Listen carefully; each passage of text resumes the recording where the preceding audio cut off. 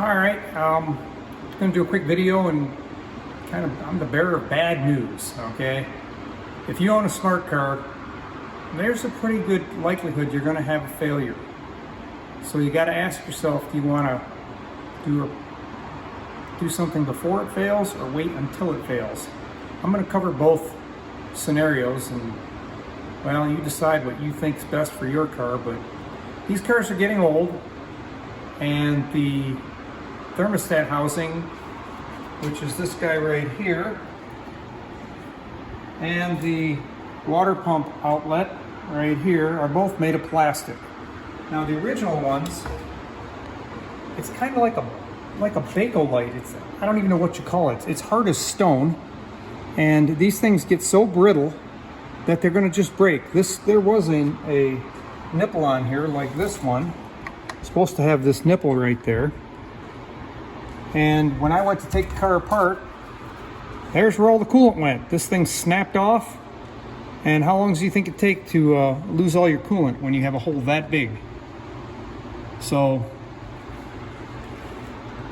I don't recommend, if you've got an older car and you've never done anything with it, you're probably going to have one of these failures. Now, this one failed in that mode. Here's another failure.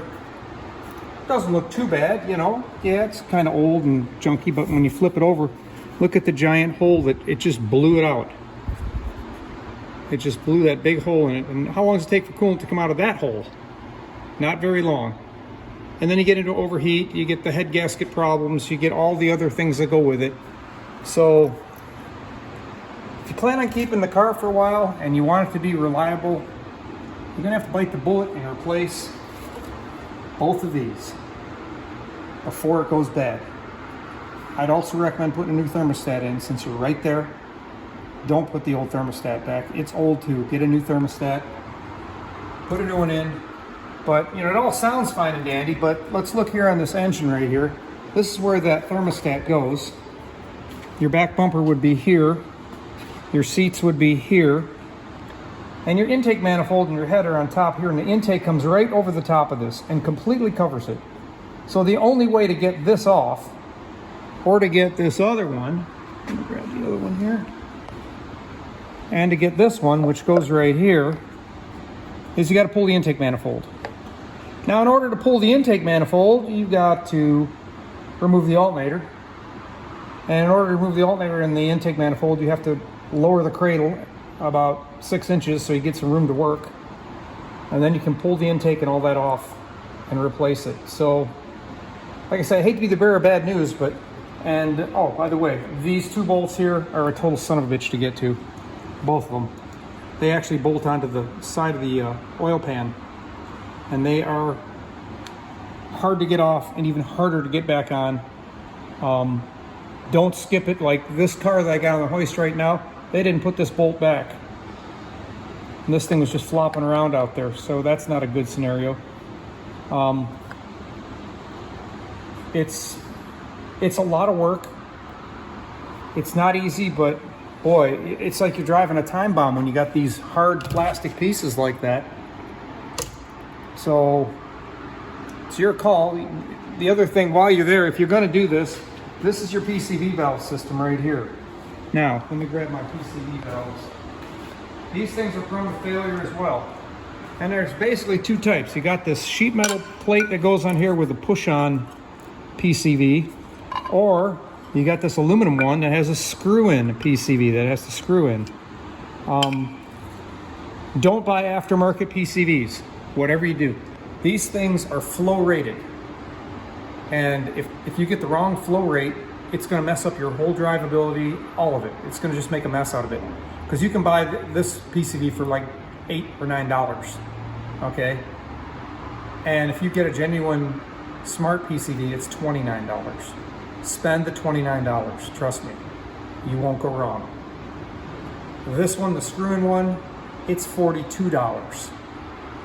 So those are your two types, but you won't know until you pull it down which one you got.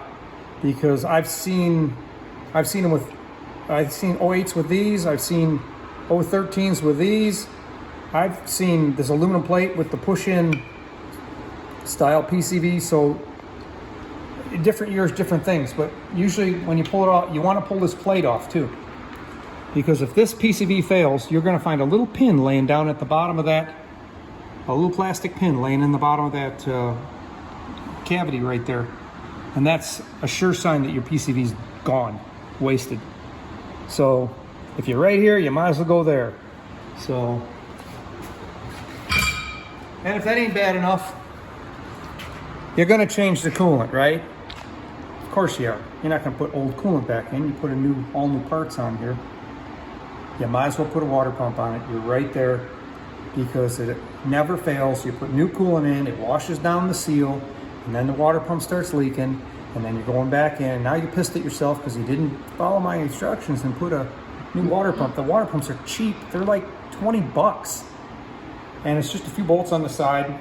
Yeah, you're already there. Might as well do the whole thing. So that's kind of where we're at. I'm not going to show you how to do all this because there's plenty of videos if you need to know how to take an intake manifold off, or take you know, the PCV system, or to get to the thermostat. There's plenty of videos out there to show you how to do that. So I'm not going to waste your time on that. But that's what you got here. And what else was I going to tell you? There's something else. Oh, it's escaping me now. Water pump. That. I guess that's it. Oh, getting those hoses off that go on the bottom here. They have like a spring-loaded clamp. And believe it or not, I found that these pliers, you can get them at Harbor Freight. You get 3 of them, big, medium, and small. Seem to be the best thing for getting those hose clamps off. You can get in there and you can get them, because I mean, the first time I did this, holy crap, I spent a half hour on each frickin' spring clamp. It was frustrating as hell. So this made it a lot easier. So that might help you out. And oh, I know what I was going to tell you. If you don't want to do all this and you want to roll the dice, at least stack the deck in your favor. What I mean by that is, let me pull this up on the computer real quick.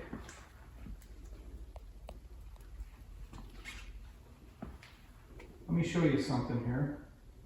All right, these cars don't come with any kind of a, these cars don't come with any kind of a temperature gauge. It's more of a light. And when the light comes on, the car's fried, okay? So what I found is I found this little heads-up display on Amazon. It's like 38 bucks. It does a whole bunch of stuff. I mean, it's pretty cool. It's got a tack. You've got about 6 or 8 different ways you can do the tack, or you can just have data if you want just data. It's only like 38 bucks. It has an alarm. So you can set the temperature alarm to about 218, 219. That's not overheating yet, but it shouldn't run that hot. So if it gets to 218, 219, that alarm goes off, you know something's wrong and you need to pull over. Don't keep driving. No, don't go another 5 miles and then I'll pull over or whatever. You got to pull over right now. And that alarm goes off, you pull over. It's a neat little piece. I'm going to go down to my other car. It's at another garage, and I've got it installed on that car. And I'll show you how I installed it. It is like the easiest thing. It just plugs into your OBD port, picks up all the information off the computer, and it works really good. So I'm gonna let you go here. I will be back when we're down at the car, and I'll show you the install on this thing. And then you make your choice. You can put this in and roll the dice, and you know if it's gonna fail, it'll always fail at the worst possible time. It'll never fail in your driveway at home when you have nothing to do and you just wish you could work on your car. No, that doesn't happen. It's going to be when you got to go to an event and you got to be there, and boom, it lets loose on you. At least this way, you got a fighting chance of saving the car. Yeah, you'll miss your appointment, so be it. But it's better than having to pull the head like this car here. I had to pull the head and it warped it, and it had that blown out piece on it, and because I could see where the coolant had run down the oil pan and dried up. And I'm like, why is it leaking there? And when I took that off, it was pretty obvious what the problem was. So Anyway, that's about the 5th car I've had that's had this problem with these plastic pieces just being so brittle and failing. So I'm 5 for 5, so I would imagine that your car isn't going to be any different. So anyway, okay, I'll be back when I'm at the car, and we'll show you how I installed that little heads-up display. And order yourself one up. It's like I say, it's 38 bucks. Amazon's got it. It'll be there in 2 days. If it takes you more than 5 minutes to install, you're slow. Okay, you'll spend more time playing with it, you know, picking out what kind of a display you want, because it has, like I say, 7 or 8 different displays. So, all right, I will talk to you in a bit. Bye. Okay, we're in smart car number 1. I got 3 of these, so this is smart car number 1. And this is the heads-up display I was telling you about. I've got it set for just data. So you can see up in the corner here, that is engine coolant temperature, ECT, RPM, speed. This is altitude. You can choose. You got 2 buttons up here, one here, one there, and that adjusts this one and that one. You got a whole bunch of different things. I got altitude and direction. You got volts. It'll give you the distance the car traveled every time you go key on, and how many minutes it's been on since the last key on. It's got a clock here that I totally do not understand. It's in military time, and I cannot get it to go to regular 12-hour clock, so I don't even use it because there's a clock on the dash. So anyways, let me show you some of the different things. You can have that. You can have that. You can have that. You can have that. Or if you want to tack, you can zoomy. There's a couple different tacks.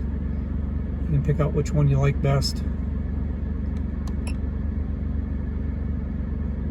It's a pretty cool little gadget for the price you pay. I mean,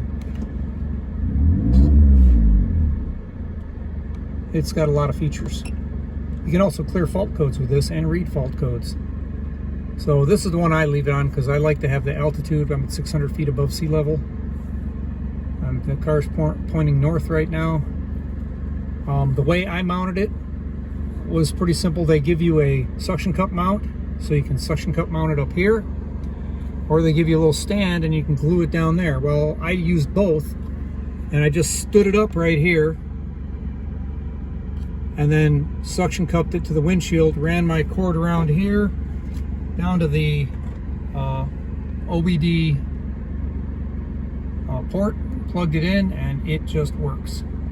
So I'm not going to go into show you how to set the coolant temperature, because that's, you'll get directions with the thing on how to do that. It's pretty, you hardly even need directions if you know what you're doing. It's pretty intuitive. So for 38 bucks, it's if you're not going to change out all those hoses like I was recommending and putting a new PCV valve in and all the other stuff, definitely spend the $38 on that little piece right there. It doesn't affect your visibility at all. It sits right there. The suction cup holds it. It sits on that little foot on the bottom, and it just works very well. I mean, it's not too bright at night. It's a good investment. So it's your call. Bare minimum, get one of those. If you can do something better, go ahead and change all the hoses, the PCV valve, and the water pump, and bite the bullet and upgrade your car so that you feel confident and that it's going to be all right. This car, I drove it to Detroit from Havasu. I drove it from Lake Havasu, Arizona, all the way to Detroit, Michigan, up to Mackinac Island, up to Marquette in the Upper Peninsula of Michigan. Then I went to Green Bay. Then I went to Hill, South Dakota, Hill City. Then I went to Flagstaff, and then I came back home. 6,000 mile trip, and the car was flawless. That thing worked great. Everything was good, so it's your call. But when you're stuck outside the road and you're blowing coolant out, I hate to tell you this, but you're going to think of me in this video and say, why did I listen to that guy? So, all right, you guys have a great day, and thanks for watching. And I'll probably have some more videos, because that car I'm working on is probably going to need valve guides, so I'll show you how to change valve guides, a real easy way to do valve guides. So, future video. Okay, talk to you later. Bye.